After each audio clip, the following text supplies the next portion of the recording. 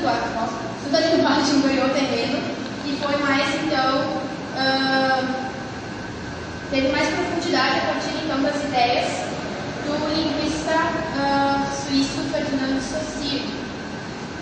A partir disso, então, designou algumas correntes linguísticas modernas, então, que tomaram impulso após a publicação do curso de Linguística Geral de 1916. Então, são elas a Escola de Genebra de Saussure na Europa e a Escola Mecanicista de Leonard Bloomfield nos Estados Unidos.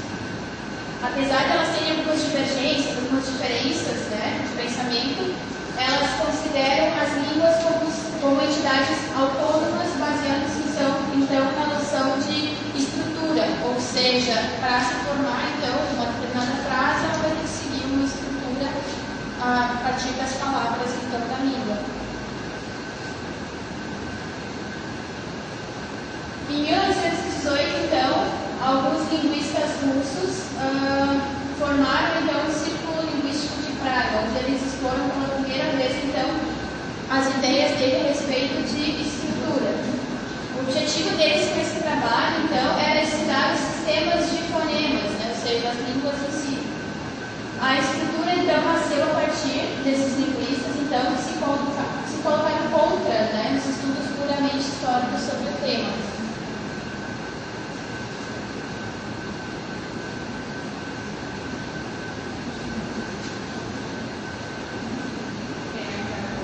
Centrou, então, o estruturalismo linguístico de Saussure, centrou, então, nas regras dessa formação de estrutura, então, que fazem com que permitem a língua trabalhar. Para ele, então, o estudo disso é sincrônico, ou seja, ele existe agora, e não o diacrônico, que é aquele que vai mudando conforme o tempo, né, os anos. Para ele também a língua é um sistema de relações, ou seja, ela é formada por partes relacionadas entre si, então elas precisam estar relacionadas para que uma frase então seja formada. A partir disso então se constitui o sistema, porque ele não usa exatamente a palavra estrutura para definir isso, ele chama de sistema, então constitui um sistema no qual todas essas partes elas são unidas por relação de solidariedade e de dependência, conforme Benveniste, então, no princípio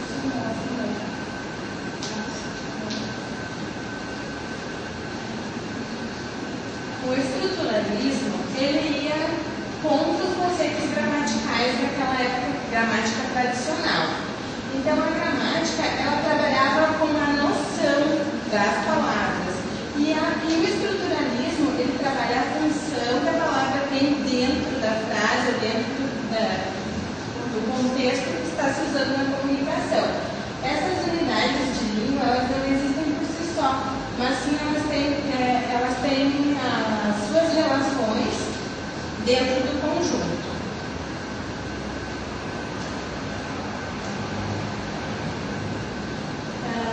Leonard Bloomfield, ele trabalhou com as regras de maneira sintagmática. Na frase Eu Aprenderei Linguística, ele foi separando morfemas, fonemas, o sintagma nominal do sintagma verbal. Por exemplo, eu era o sintagma nominal, Aprenderei Linguística é o sintagma verbal, e dentro disso ele estudava as frases, as palavras, até a parte onde elas pudessem ser o máximo delas divididas e constituídas. Aí, com isso, tiveram assim, diferenças entre essas duas tendências. No estruturalismo europeu, a gente vê que o fator iniciante foi o curso de Linguística Geral, e aí teve alguns alunos de Saussure que fizeram um livro, depois que ele morreu, para colocar as suas contribuições importantes. Já no estruturalismo americano, a gente viu que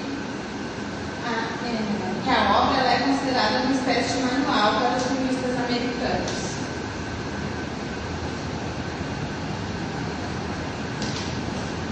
Eles entendem então que a coordenação autoritária do todo, que precisa, que a parte mais importante disso é que eles precisam interagir e ter, cada palavra precisa ter sua função dentro das frases.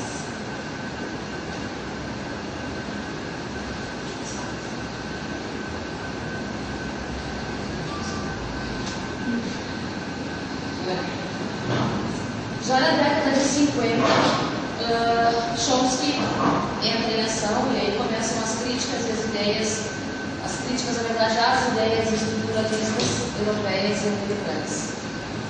Chomsky passou a adotar uma teoria que distinguia dois níveis de apresentação da estrutura.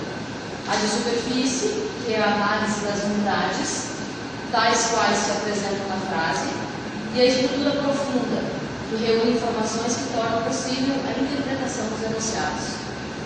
Chomsky afirmava que o estruturalismo falhava, pois ele estudava apenas as palavras isoladas e não as frases em si, e as demais que porventura poderiam fugir a partir da primeira, que chamavam de matriz. Para o Chomsky, tão importante quanto estudar a língua era estudar o seu produtor, ou seja, o falante, uma vez que sem ele a língua perde o valor efetivo, né?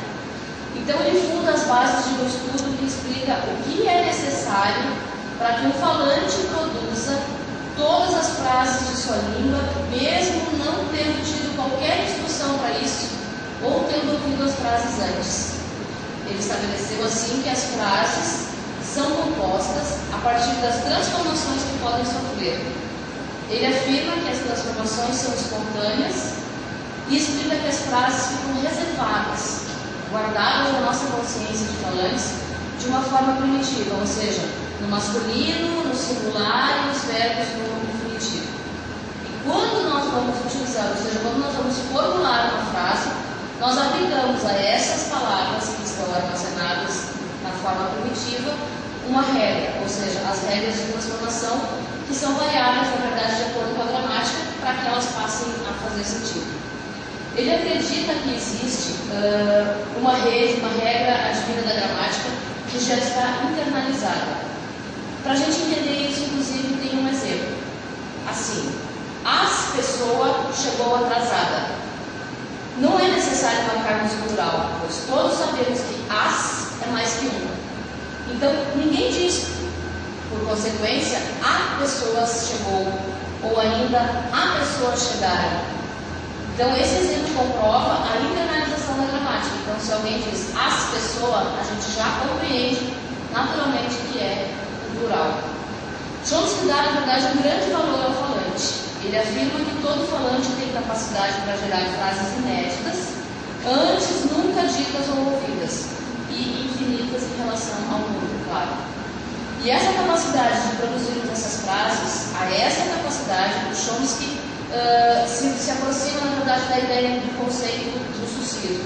Ele chama a essa capacidade de competência, tá? Que é o conhecimento do falante sobre a língua, que é muito parecido com o que o suciro, o conceito dele sobre língua. E quando nós utilizamos esse conhecimento e essa competência, ao falarmos, portanto, nós chamamos de desempenho. O Chomsky, na verdade, chama de desempenho, que equivale também ao conceito do suciro. O desempenho é, então, o uso efetivo da língua do Chomsky. Então, o gerativismo chomskiano, ele leva em conta a psicologia e a matemática, e a biologia também. Ele diz que a psicologia, a associação entre o desenvolvimento cognitivo, ou seja, a aprendizagem, e o desenvolvimento biológico.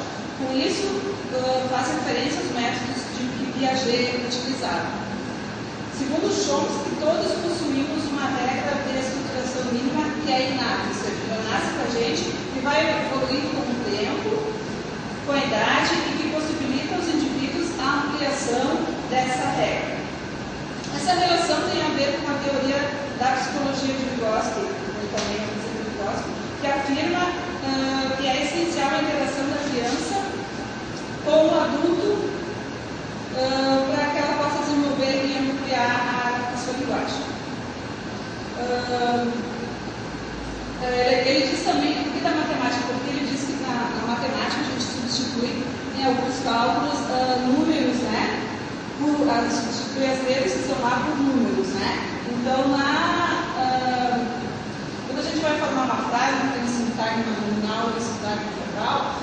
vai substituir o sintagma nominal por 2 pares de palavras e o sintagma verbal por outros 2 pares de palavras. Por isso que ele faz essa relação com a matemática, para a gente chegar a um resultado comum, que lá seria o resultado do cálculo na matemática e aqui seria o resultado numa frase.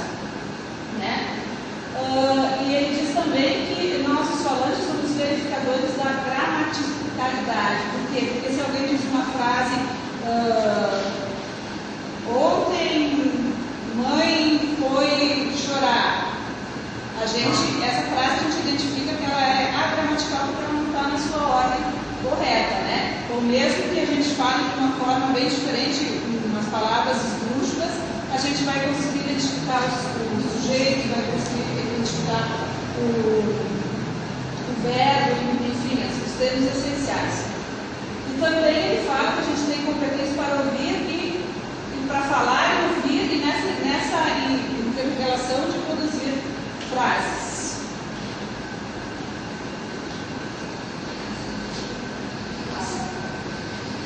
Bom, vou concluir o que as colegas já colocaram, que o generativismo de Chomsky, ele tem muito a ver com o racionalismo. O que o racionalismo queria? Foi nesse momento que surgiu a gramática de Port Royal, porque eles queriam a criação de uma língua única, sem erros, sem ambiguidade, e que fosse comum a todos os falantes.